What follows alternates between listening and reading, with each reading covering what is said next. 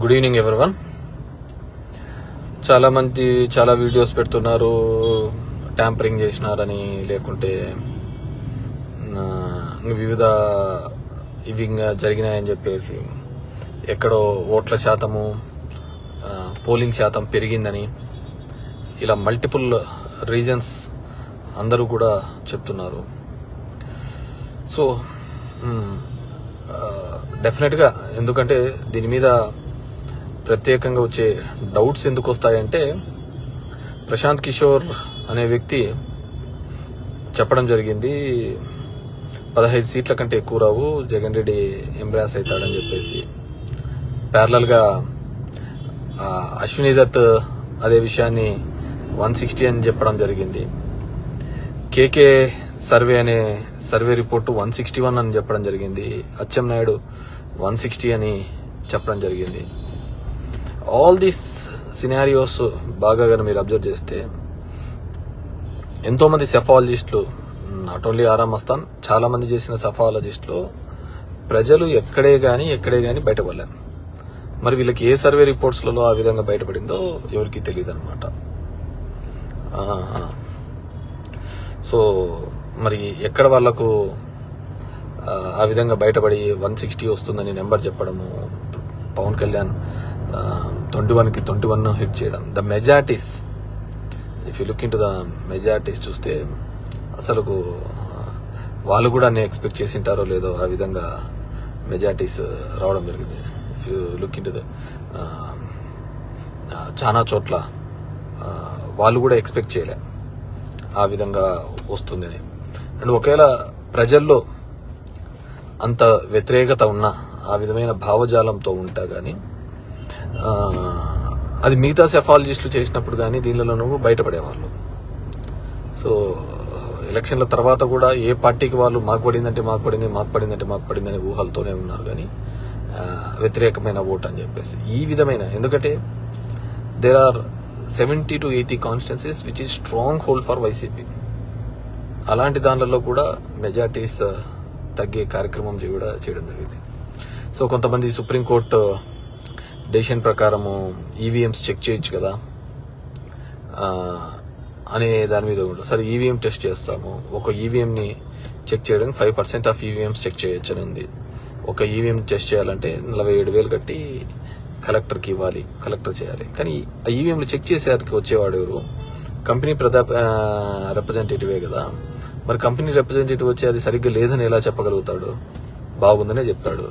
And technical గా మనం qualify కాదు, అది టెక్నికల్ గా మనం క్వాలిఫై కాదు, అది అతను చెప్పినది కరెక్టా తప్ప అని ఇది చేసేదాన్ని. ఇప్పుడు ఒక బండి ఉంది, మెకానిక్ ని చూపిస్తాము, అతను వచ్చి ఇది చెప్తాడు. సో అది కరెక్టో తప్ప ఇంకో మెకానిక్ చూపిస్తే వాడు చెప్తాడు.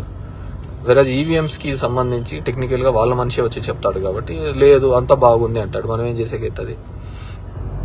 సో సెలెక్టెడ్ ప్లేసెస్ గా ట్యాంపరింగ్ కానీ లేకుంటే మ్యానిపులేషన్స్ జరిగిందనేది ప్రతి ఒక్కరూ కూడా బిలీవ్ చేస్తున్నారు. ఈరోజు ఆంధ్రప్రదేశ్ రాష్ట్రంలో చెప్తున్నారు. ఇప్పుడు జగన్మోహన్ రెడ్డి ఉన్నారు, ఆయన చెప్తున్నాడు నేను ఇంత మంచి చేశాను.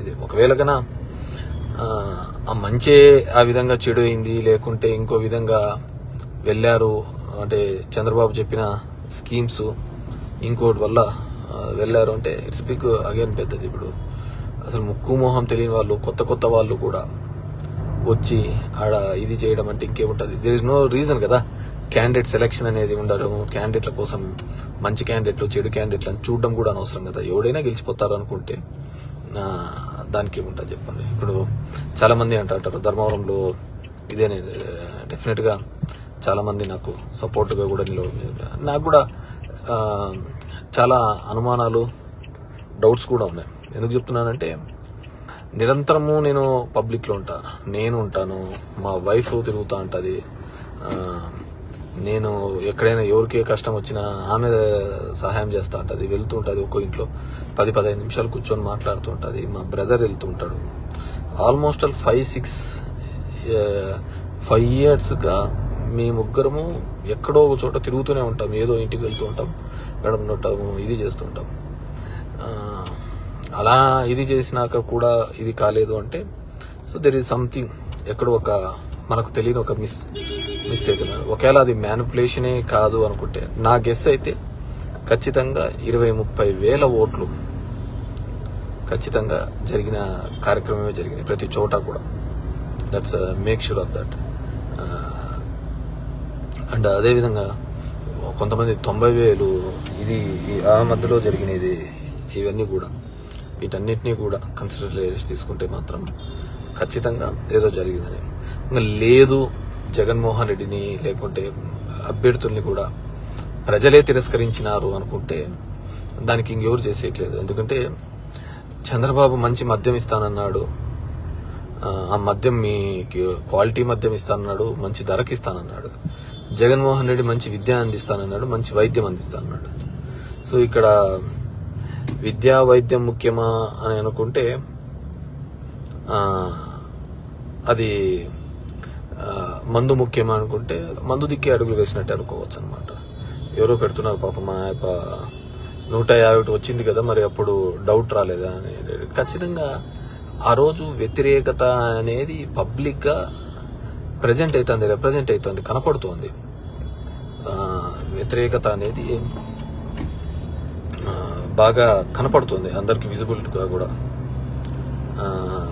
సో జగన్మోహన్ రెడ్డి గారు అప్పుడు చెప్పిన ప్రతి సెఫాలజిస్ట్ కూడా ఎక్సెప్ట్ ABN TV5 తప్ప ప్రతి ఒక్కరూ కూడా 135+ వస్తుందనే చెప్పినారు. ఇప్పుడులా కాదు, ఇప్పుడు చెప్పినది ఓన్లీ 3. కానీ 160 ఫిగర్ని డైరెక్ట్గా ఎలా మ్యాచ్ చేసి చెప్తున్నారు అనేది ఇట్స్ బిగ్ క్వశ్చన్ అనమాట. What ever maybe. అండ్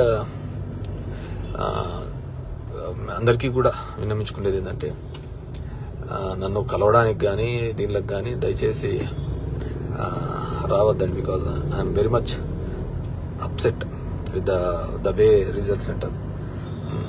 అంతా చేసిన తర్వాత సరే ఎవడు పని చేయనోడికి అయితే ఏదో వచ్చిన 2 నెలలు మనకు వేయలే ఓటు అనుకుంటే ఒక రకం. కానీ బ్లడ్ అండ్ స్వెట్ అంతా పెట్టిన తర్వాత కూడా ఎన్నో ఇది చేసిన తర్వాత కూడా నాకు నిజంగా ఫెల్ట్ వెరీ అప్సెట్. సో నన్ను కలవడానికి కూడా దయచేసి నేను I want to come back. నేను దాని నుంచి బయటకు రావడానికి కూడా నాకు టైం పడుతుంది. నన్ను కలవడానికి కూడా దయచేసి కొన్ని రోజులు ఎవరు రావద్దండి. ఎందుకంటే ఎవరు కష్టపడలేదని నేను చెప్పటం లేదు, కార్యకర్తలందరూ కూడా బాగా కష్టపడినారు, చేసినారు. బట్ నేను అనుకున్నంత రిజల్ట్స్ రానప్పుడు డెఫినెట్గా నన్ను చాలా సెట్ బ్యాక్ చేసింది, వెనకడుగు వేయాల్సి వచ్చింది. కాబట్టి దయచేసి నన్ను కలవడానికి కానీ దీనికి కానీ కొన్ని రోజులు నన్ను let me live my own. ఇది ఎందుకంటే I spent my personal life, నా వ్యక్తిగత జీవితం అంతా చేశాను. మా వైఫ్, నా ఫ్యామిలీ లైఫ్తో కూడా నేను స్పెండ్ చేయడం జరిగింది. ఇంతకుముందు నేను చెప్పిన విధంగానే ఇప్పుడు రాత్రి 2 గంటలకు వస్తానే పొద్దున్నే 7 గంటలకు పోయేవాళ్ళు అనుకోండి. ఏదో కదొక చేయాలా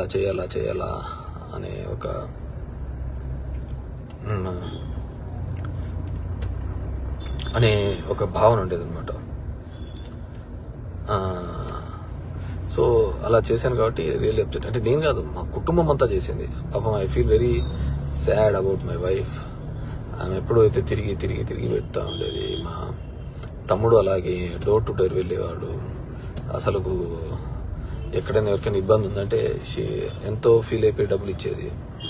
అసలు ఇల్లు లేదనే వాళ్ళు కానీ, ఒక కష్టం వచ్చిందన్న, ఒక సాయం వచ్చిందన్న అన్నా కానీ వెనకడికి వేయకుండా సాయం చేసుకుంటూ పోయేవాళ్ళం.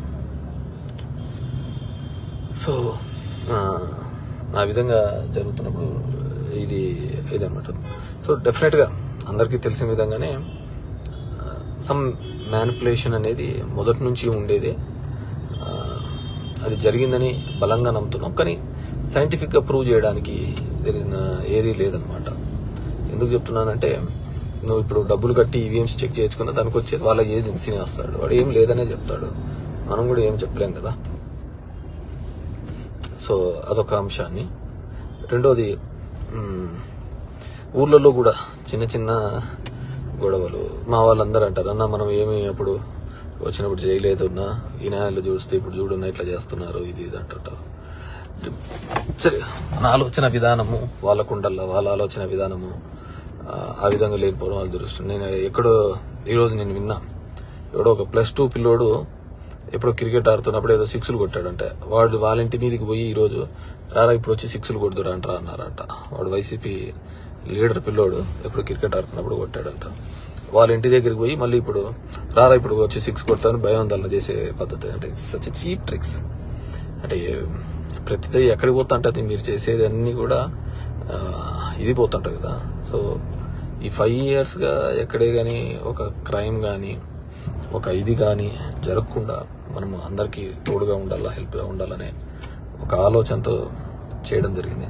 ఇప్పుడు ఆపరేషన్ లేకుండానే మోకాళ్లకు ప్లాస్మా ట్రీట్మెంట్. మీ ఆర్థోపెడిక్ సమస్యలన్నిటికీ రోబోటిక్ టెక్నాలజీ ద్వారా తక్కువ ఖర్చుతో శాశ్వత పరిష్కారం. Free consultation. ప్రతి ట్రీట్మెంట్ పై 20% డిస్కౌంట్. ఈ ఆఫర్ కొద్ది రోజులు మాత్రమే. త్వరపడండి. V9 hospitals 9281465842.